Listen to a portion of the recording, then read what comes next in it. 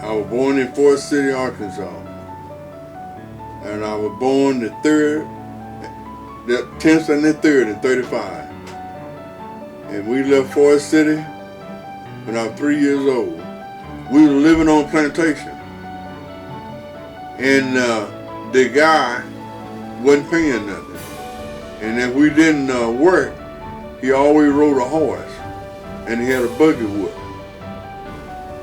When you go to the field and you don't work like he wants you to, he'll whoop you. But he didn't whoop me, but you know, my parents. So you saw him actually whoop Papa? And so the way we done had to leave there, we had to leave overnight to get out. We had to slip away to get out. And the fellow that moved us was named Jody Moore. He come down in a trailer truck, moved, I think it was 5 families of them. Well, I said, who is my cousin? And he tell me, he said, you know you got a bunch of cousins down in Forest City, Arkansas. I said, well, what's their name? And he, well, I'll tell you. And he never would tell me. But yet still, I might have ran up on my cousin out in the street somewhere and didn't even know who it was. Then a lot of times, you know, people would mad their cousin because they don't know.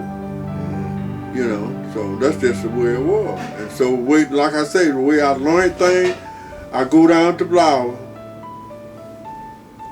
We had a little T-model Ford. We'd go down there and my uncle sat down. He tell me, he said, well, you know, he called my dad Joe. Did Joe tell you seen such things? No.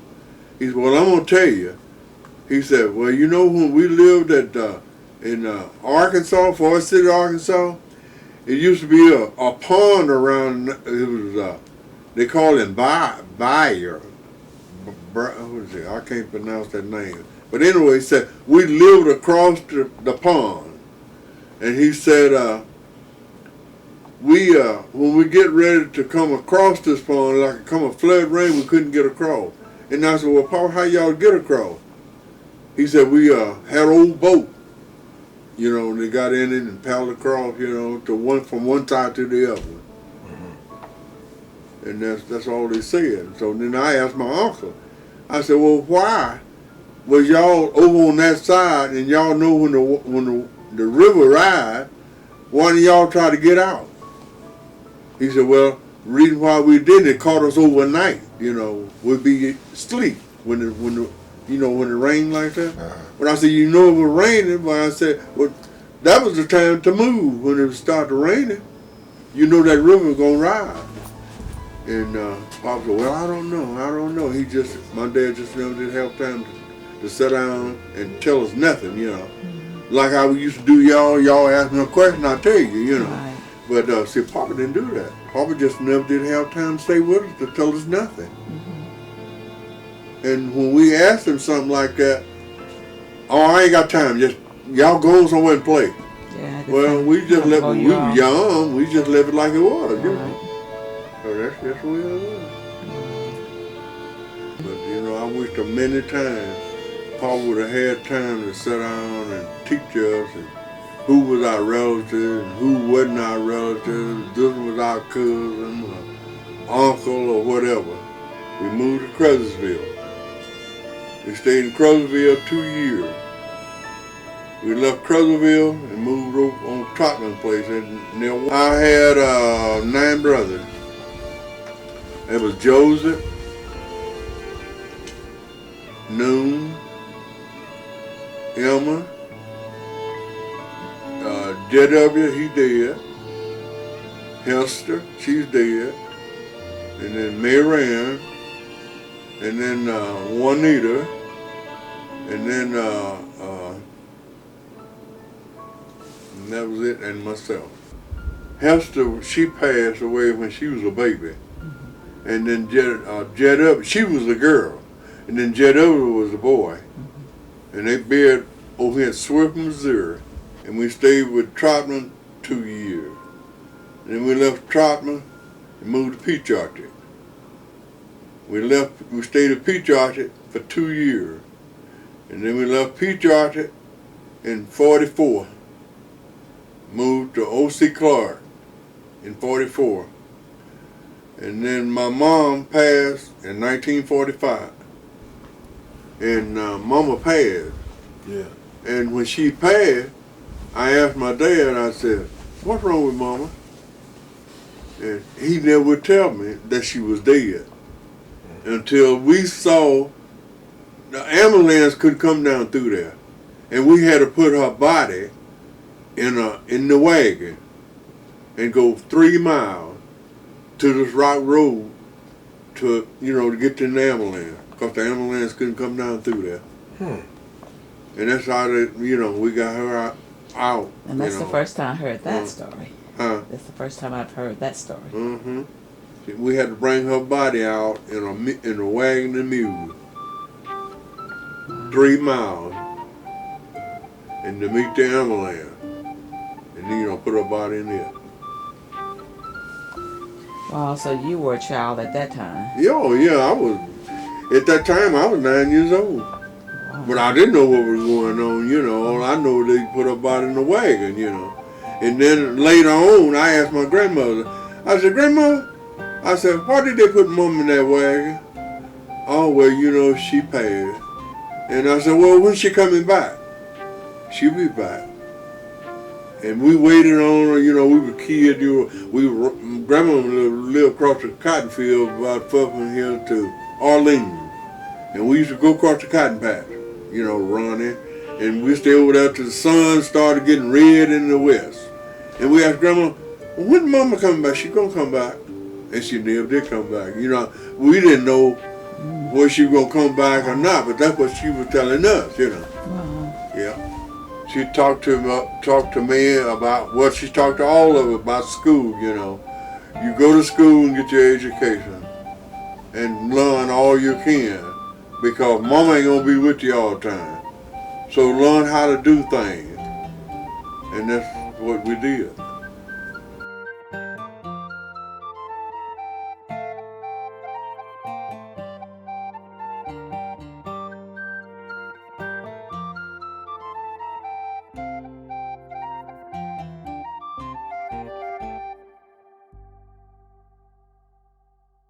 If I'd have went to school, I wanted to be a bus driver. Oh, okay. That's what I always wanted to be, a bus driver. Mm-hmm. I said, but I didn't have the opportunity. It was my two choice: bus driver, be a secretary, work in the office. Mm-hmm. That's the main thing I wanted to be. But I didn't have the opportunity to do what I wanted to do. And what I learned it on my own.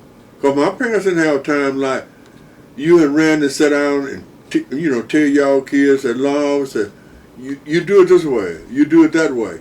Well, what I was doing it my way. My way might have been wrong, but I didn't know no better, I didn't have nobody to chastise me. So what made you curious about being a bus driver or secretary? Well, I just always liked to drive. And I always wanted to be a secretary because I like to do book work, We stayed there 17 years. And then after my mom passed, then we had to walk across the cotton field to, visit them. Then we had to come back home at night by 9 o'clock. And we was there by ourselves. And biggest time we didn't know where Dad was. Sometimes he'd be gone all night, and we'd be right there till the next morning. Then we'd get up, and then we'll cook our breakfast, and then we'll go over to Grandmama, and then we'll stay over there all day and play. And then when we get ready to wash, we had to make our fire on the outside because we didn't have nothing inside to wash with. And we had a lye soap, where you're making a pot. And that's how we have to wash our clothes with, on a rub board. Mm-hmm. And then when we get through washing our clothes on the rub board, we'll go to this little old creek with a tub and dip some water out and put it in this tub and bring it back. And then we'll rinse our clothes out. And then we hang them on the line. We had to walk 3 miles to school every morning. When school is out, we come back home. We'll work to sundown. The doctor told me I couldn't go to work. And my dad made me go to work. And he put on I was little, and he put on some hip boots. And I was going down through the field, dragging my feet, trying to pick my feet up like that. And I got sick. You ain't supposed to get wet when you have the mumps. And I got sick, and the mump went down on me, in the low part of my stomach. And I swelled up. You seen a hog, or like when you're marking, and they'll swell up if you don't take care of them. And that's the way I done. I swelled up, and I had to lay flat on my back 3 months with my legs spread out just like this. I couldn't stand for nothing to touch me. I had to swell up, and the doctor said if I hadn't quit when I did, I wouldn't have been here. Wow. And you wasn't supposed to get wet. You ain't supposed to get wet when you have the mump. And I got wet, and I swelled up, man, everywhere. And that's where it went down the low part of my stomach. Okay. What was the name of the school that you went to? Fisher School. Okay. Where was Fisher School located at? Right down here where our church is at now. And that's in Portageville. Yeah, in Portageville, right across the bridge. You know what our church is. When you said you had to walk 3 miles to school. 3 miles to school. You walked from and all of this was in Portageville. Well, it's about 7 miles from Portageville. I live right across from our church, down through the field.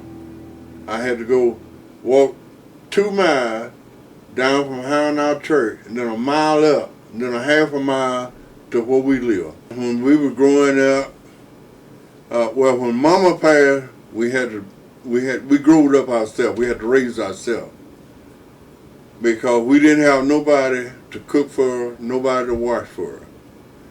And the way we learned how to cook and wash, one brother wash a week, one cook a week, sister wash a week, the other cook a week, and house clean, that's what we had to do. Because only time we saw our dad would be on the weekend. He'll come home. And when we was out in the field picking cotton, okay, we picked the cotton, and when we get a bale, he kills it all. Okay, when he get the settlement for the cotton, we never see no money. And we owed the guy that we borrowed the money from $4,500. Okay, we paid the $4,500, but we never saw no money. Yeah, I met my wife, Juanita, in 1957 in Conran, Missouri. And she graduated from Conran School. When she graduated from Conran School, she went to Haytar, Missouri. And she graduated from Haytar, Missouri in 1956. Oh, we met going to school. I didn't go to school with her, but met her, be going, to they have, games at school, and that's how I met her in Haytar School.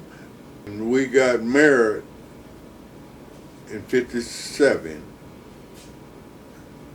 at my dad's house, at my dad's home. My oldest daughter was named Jacqueline Gipson. Then my second child was named Bubba Gipson, Sammy Jr. Gipson. And then the third one was Kay and Ray Gipson. And then were they twins? Yeah, but they was twins. And then the next one was Gwen Gipson. And then the next one was Sandra Gipson. And then the next one was Carter Gipson. Marcia Gipson. And then the next one was, Marcia. And then Carter Gipson. And then the next one was Denise Gipson. And then the next one was Latory Gipson. When we first got married, Joe's and May, and I didn't have no car, I didn't have nothing but a bicycle. And I went over to Joe's and May. I said, Joe's, I said, you and May, let me borrow y'all car. Me and Mama want to go in, the shop and get our groceries. No, y'all can't get our car. I said, okay, that's fine. I said, would y'all carry me? Oh, we ain't got time. I said, okay, that's still fine.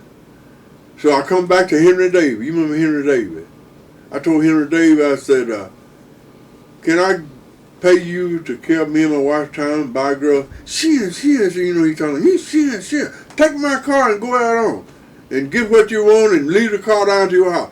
He let us keep his car all month and month. He said, when I get ready for it, I'll come get it. Wow. I said, that's good enough. Mm-hmm. So I offered to pay him. He said, you ain't going to pay me.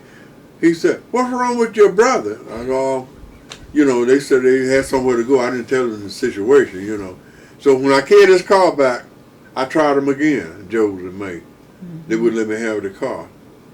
So I told Juanita, I said, I'll tell you what I'm going to do. I said, I'm not going to ask them no more. I said, Lord, the Lord give me my health and strength. I said, I'm going to get me a bicycle to go get my groceries on. And I rode my bicycle 6.5 miles from where we live to up at the store, Wayne Macker store. Mm-hmm. That's where I done it. And I used to get on the side of the highway, and you know how to do if you meet in a car, when that car passed and the other comes, you can jump on the other side. And that's what I done. I made me a basket. I made me a basket in the front. I made me a basket behind. I have whatever I got, soda pops or meat. I have some behind, some in the front. That's the way we done for a long time. Me and Juanita were married about, I say 8 years before we could kind of get us a car. And when we got a car, I never forget. My first credit, that's been 40 years ago, down here to this First State Bank. When I bought a car, the payment was $51, old 61 Pontiac. So did. $51. And that's how we got about.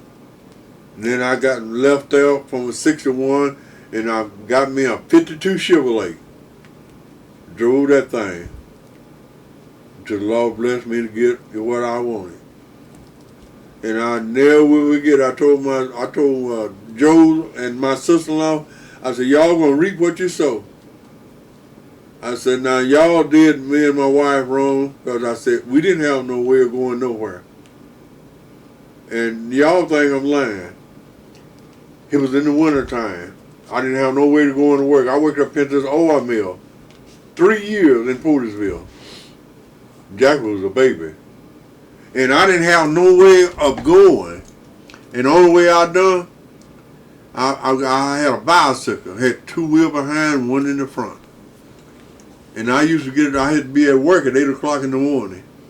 And I got on that railroad over here and rode that thing, get up in the morning at 4 o'clock. I make it to Portageville, about, 30, 40 minutes before time to go to work. Be cold too. That's how I got to work, on a bicycle. Wow. So, like I say, I had y'all, I had to try to take care of you. And that's what I did. Yeah. Wow. So did. It was rough, but it was a hard pill to swallow, but it was fair. What I would do, I would tell my kids, I said, look, I said, now, y'all know right from wrong. I said, when you go to school, or maybe when you go to church, I said, don't you do what you see other kids do. I said, you think about what we tell you. If a person tell you to sit down, you sit down. Don't give that person no problem. Don't you talk back to this person. Because I said, we're not there. They will be your parents while we're not there. But when you get back home, you listen to us. That's what I would tell her.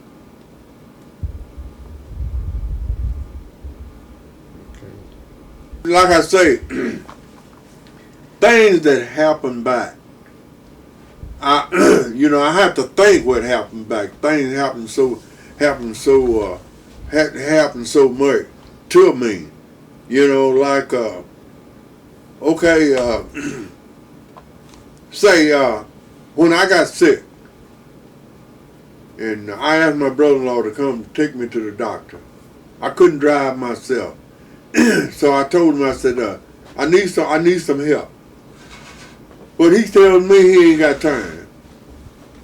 Okay, I asked my neighbor over here to come tell me. I ain't got enough gas to get out of the yard. I said, fine. I goes back in my room, I put my clothes on, and I hobbled to this chair and I sat down till I get myself together. I get up, I just take my hand, I like a blind man, and feeling if I wouldn't hit nothing. And I makes my way to that door. I lock my door and I get in my truck. I take my time and I go to the doctor. When I get to the doctor say I can't drive. And I tell the doctor, he said, anybody with you? I said, no. He said, well, how you gonna get to the doctor? I said, only way I can get to the doctor is you carry me. He said, well, I can't carry you because I got patient here. I said, okay. I said, when I say I just put the Lord in front, I drive myself. So during the meantime, I called Tori. I tell Tori, I said, I got to go to the hospital. She said, Dad, I'll meet you there. I said, okay. I said, I'm going to get on the road.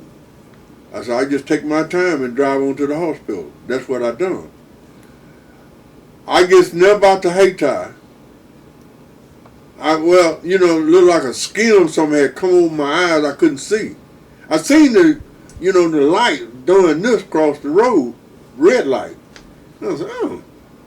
I shook my head, kind of cleared my eyes. I said, wonder what them cars pulling off the side of the road for. But as the car kept approaching me, you were coming toward me, I see it was the ambulance.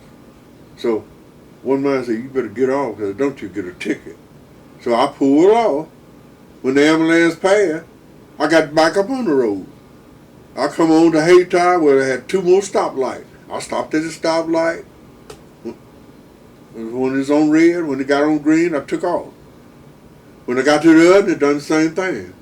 I didn't have to stop, it just had to yield, coming around, So I yielded, wasn't nothing coming. I would come on, come there to the hospital, went around the square, come into the hospital. I just passed out. I run over this curve, down in the grass. So I told Tori, I said, you take my truck home. I said, when they dismiss me, I said, I'll call you come back and get me. She went out there and when she come back, she said, Daddy. I said, huh? She said, how come your truck over in the grass? I said, my truck ain't in no grass. She said, you sitting across that cover? And I passed out right there. I got out, went in the emergency room, I filled my papers out, and the woman come, she said, well, you walk on around to your room. It was up on first floor. I said, ma'am, I can't walk.